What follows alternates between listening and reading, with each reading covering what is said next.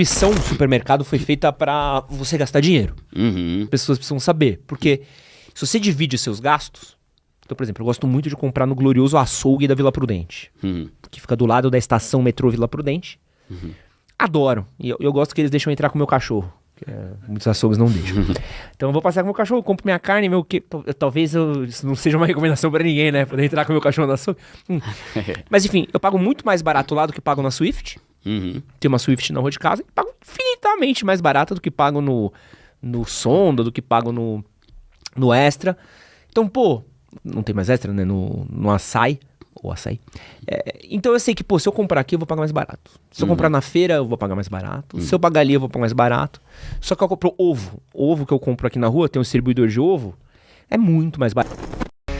E se você quiser que eu edite os vídeos por um preço muito acessível, chama no direct.